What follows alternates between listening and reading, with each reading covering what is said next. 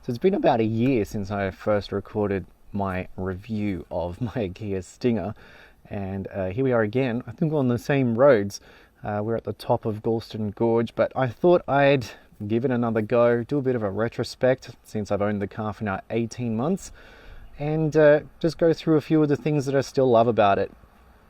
Still looks good, I think. Kia nailing that styling, that aggressive front end, that fastback side profile. I mean, every time I see another Stinger, they're a very distinct look on the roads. The update model having the different rims, a few other features inside mostly. There's not really much externally to tell them apart. But yeah, no, still in love with it, and even given the fortunate position that I'm in of driving many other cars, still find getting back into this one is no bad thing at all. You still got the cool Kia grenade type remote, which is kind of filtered down into the other Kia models. The Stinger was the one that kind of started it all. And it still has the really cool function of being able to remote start it, even if you can't remote park it. Still sounds good too.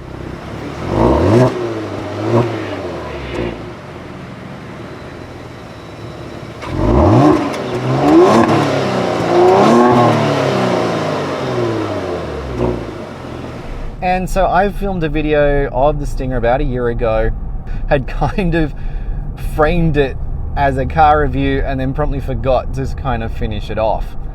So anyway, obviously by this point the Stinger is not even a current car anymore. It finished up in 2023. The last examples have all been sold. Seen some of them out on the cruises we've had. And yeah, so that's it. That ends Kia's entry into the rear-wheel drive performance sedan or performance family car category. But what an entry they've had. And I know I own one, so I'm potentially biased, but I mean, they're just such a good car. I've had really hardly any issues with it at all, and the issues that I have had been looked after by Kia under warranty.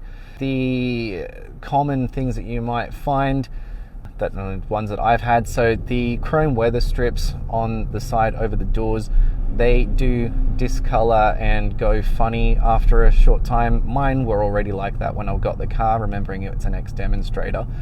My detailer friend, he kind of had a go at it and brought them back for a bit, but then they went funny again. So Kia replaced them under warranty recently, so I've got some new ones, and they said, look, it'll just happen again. Now, I don't know why Kia don't just use the same material they use on the rest of the shadow chrome stuff on the car.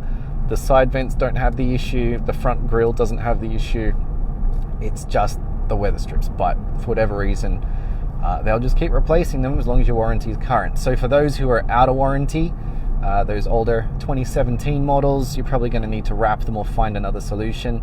But for us with the later models, we got a little bit of time to think about what we do.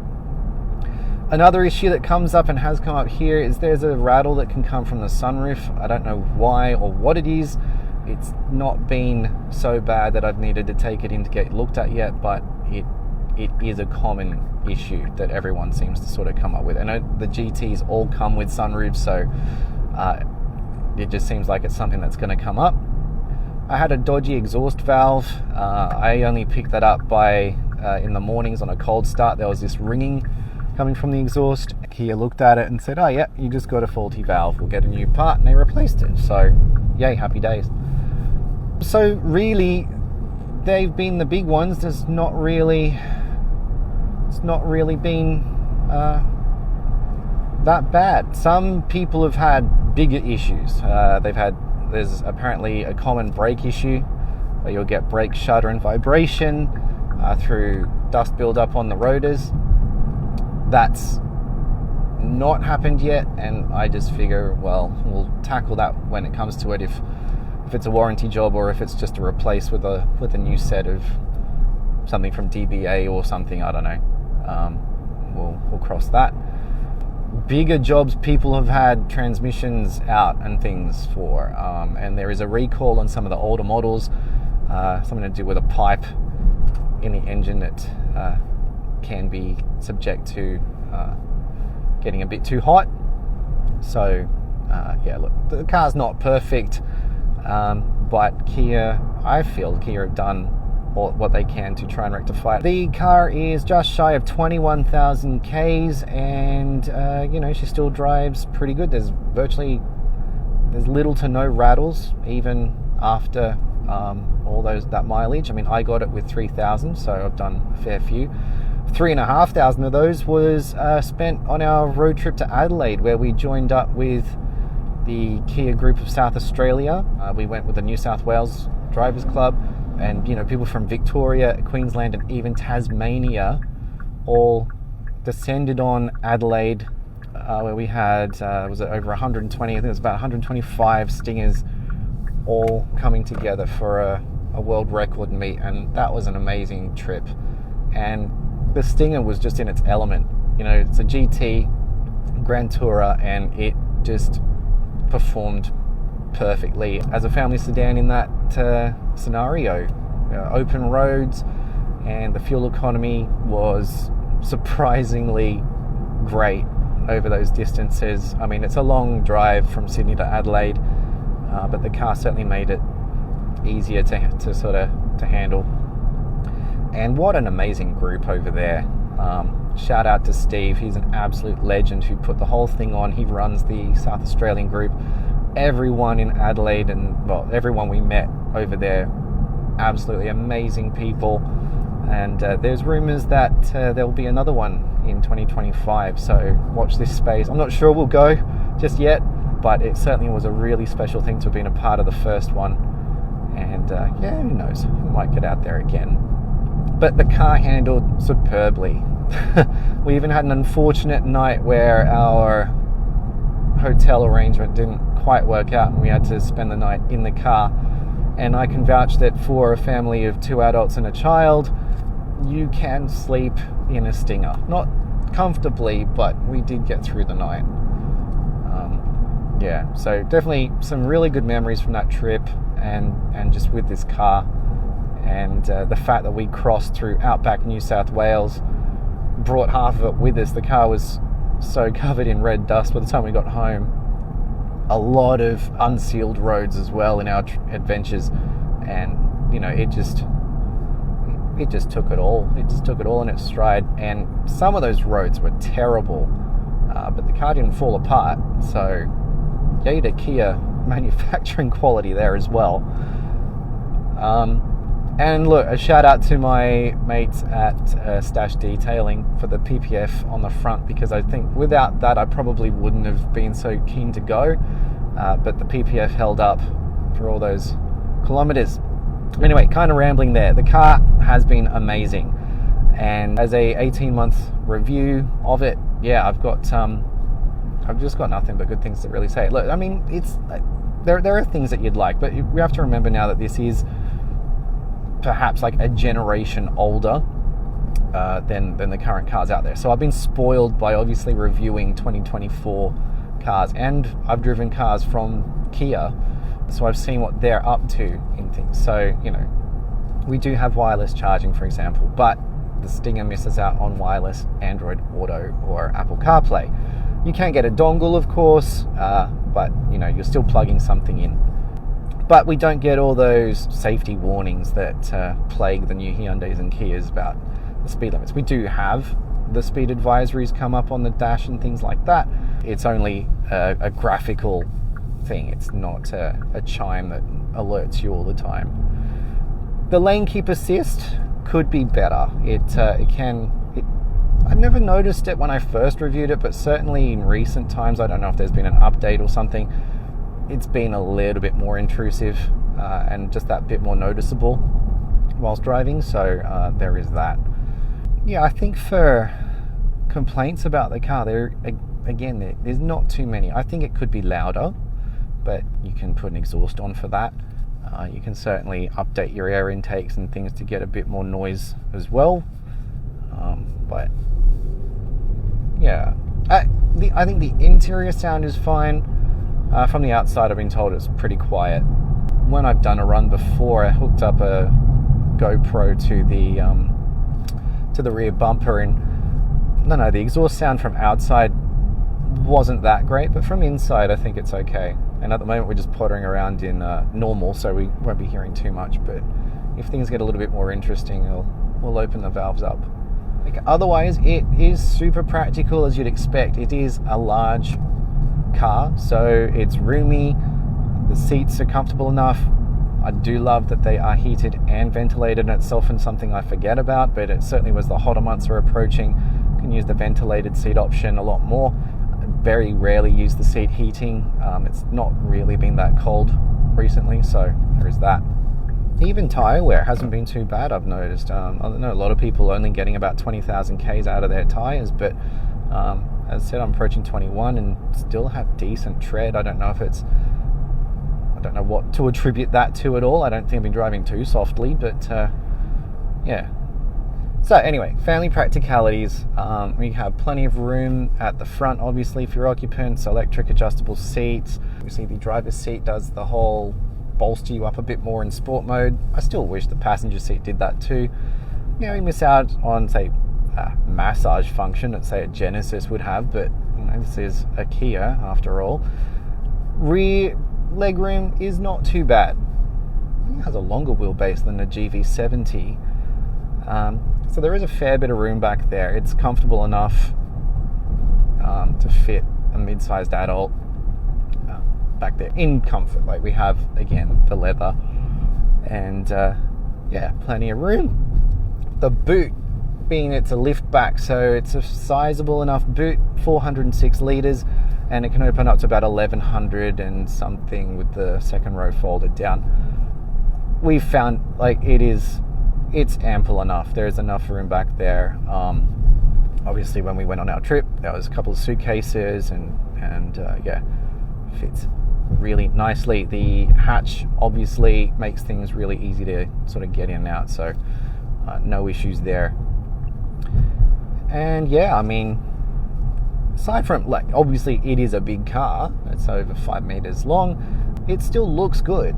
I think even against Kia's current design philosophy of straight lines and right angles, the Stinger is just, you know, they designed it really well. It's got the old Kia fascia on it, which is fine. I didn't mind the old Tiger Grill, whatever they called that arrangement.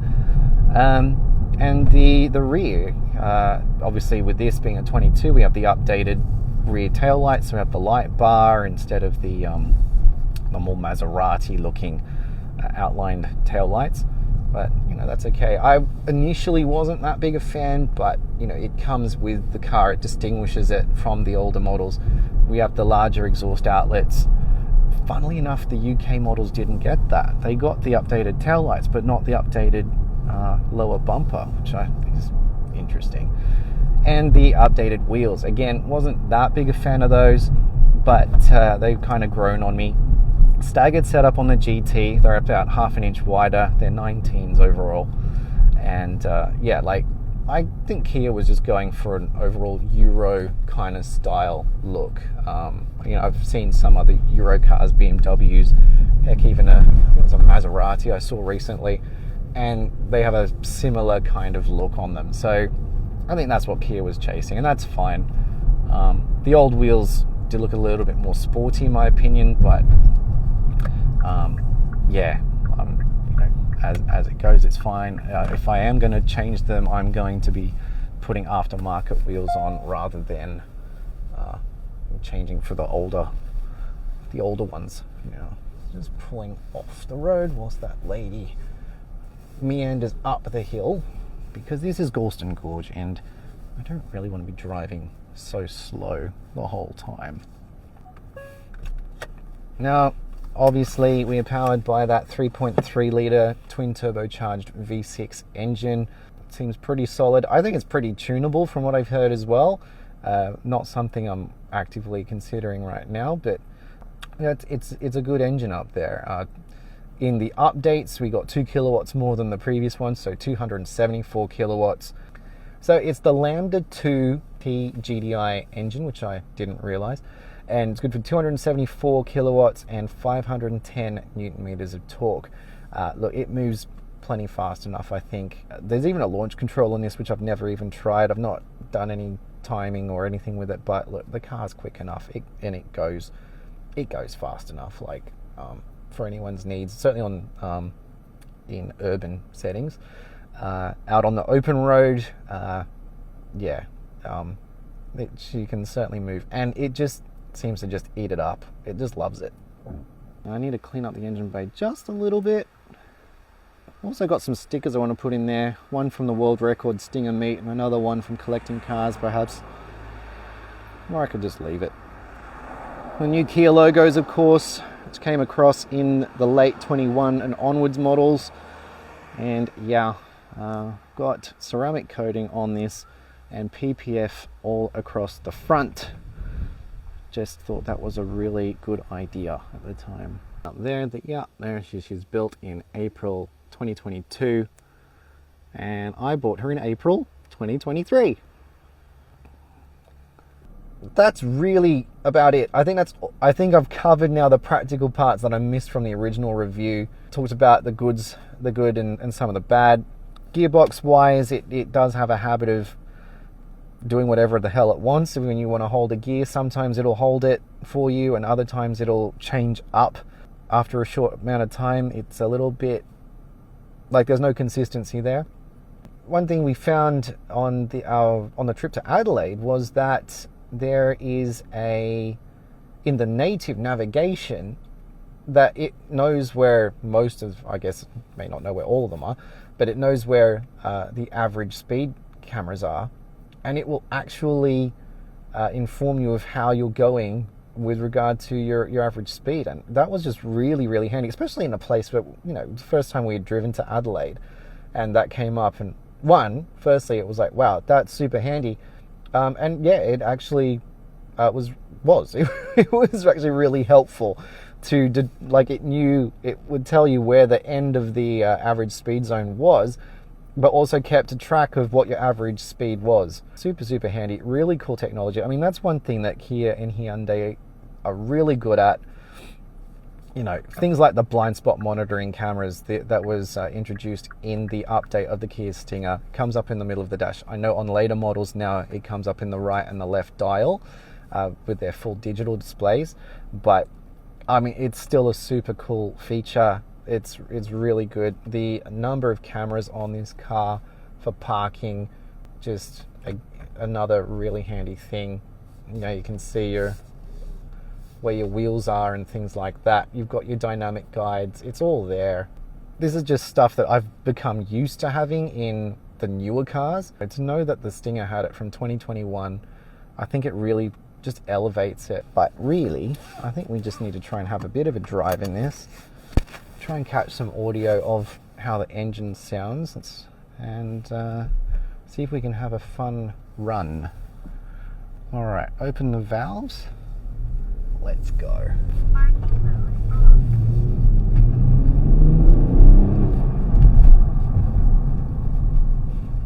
Into the tightest.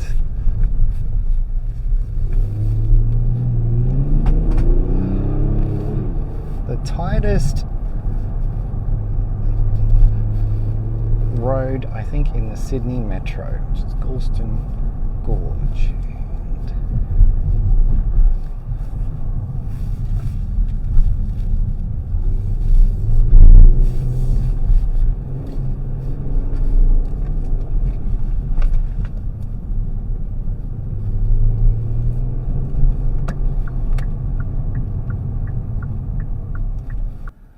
Okay, sport mode this time. Let's see how we go.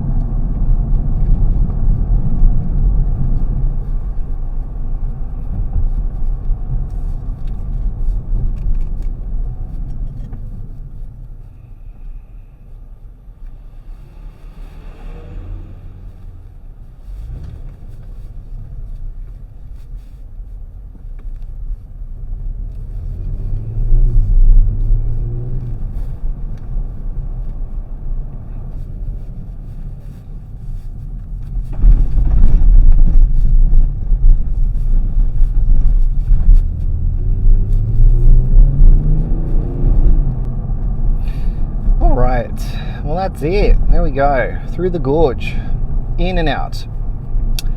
So what I found there actually is the, and this is where I've been spoiled, I suppose. The last time I drove an automatic car in anger, I suppose, on a windy road was, wait for it guys, an Alfa Romeo Stelvio Quadrifoglio. And that had big, massive aluminium paddles that didn't turn with the steering wheel. And so what I found back then was, as I was trying to change gears, I was looking for the paddles in that position rather than with the wheel. Clearly my hands needed to be in the 9 and 3 position. The paddles on the Stinger are a bit small. People do extend them a bit. They buy these aftermarket parts. So I was toying with that for a little bit back through there. It's not a big deal. Obviously, I just need to get used to driving my Stinger in anger. Now, the other thing about the Galston Gorge, this is midweek, and it just seems that no matter what time of day or what time of week, you're always getting people driving through there. I don't know why. It's such a windy stretch of road, and there are better roads, but I guess for people who live up this way, it is the direct connection between nowhere and nowhere. Yeah, you just find that there's always cars on it, so it's very hard to get a good run. I think I've been lucky in the past. I think when I reviewed the Sonata N-Line, I had a good run then, and I have taken the Stinger through there before as well, and it was okay. What I want to do is I haven't introduced this to what's become now my favorite and my local windy road, which is at the foot of the Blue Mountains. I've taken a lot of the review cars up there, and it's just a little bit more open.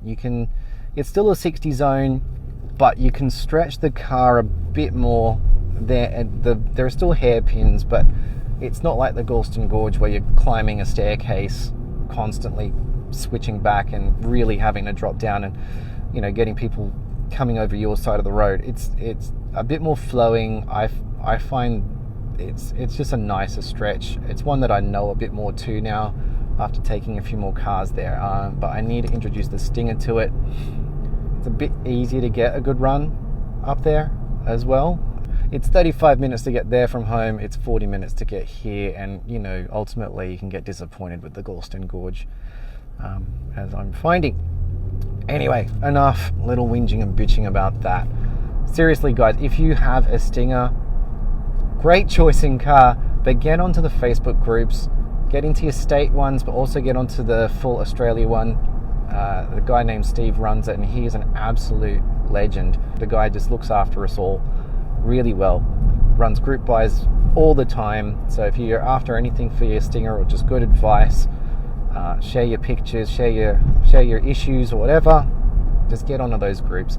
And also, yes, I can vouch for the New South Wales groups, of course. So we still have the same two groups. We have the Kia Stinger Drivers Club New South Wales, which I've been inducted into the admin group for that, and so we're trying to have regular meets in Sydney, and just to get the hive together. And then there's also Stinger GT New South Wales. You will just probably find different people hanging out in each group. Some people hang out in both. But yes, so that's got the Sydney area covered. There are other smaller groups for the South Coast, the Illawarra, and there's Newcastle. And of course, look for your state groups. I know the Victoria Stinger group are pretty big, and a lot of them came over to the World Record Meet, and obviously Queensland will have their groups as well. Look, good communities, and the global ones are also really fun.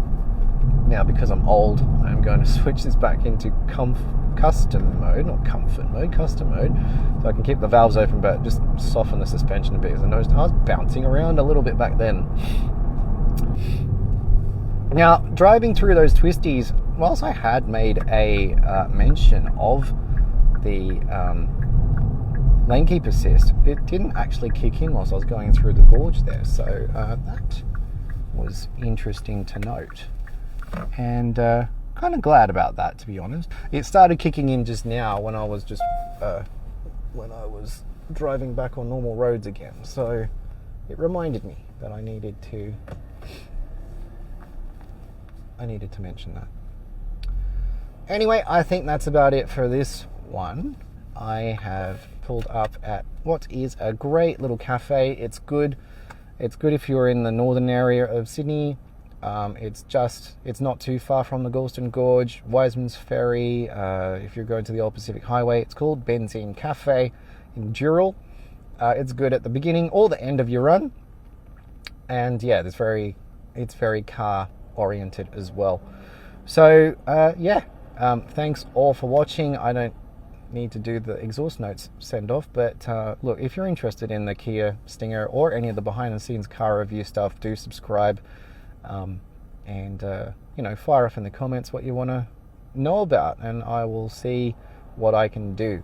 It's going to be very loose and unstructured on this channel, but hopefully people will find it interesting. Anyway, thanks for watching, and I'll see you when I get this video up. Stay tuned for the next one. Cheers.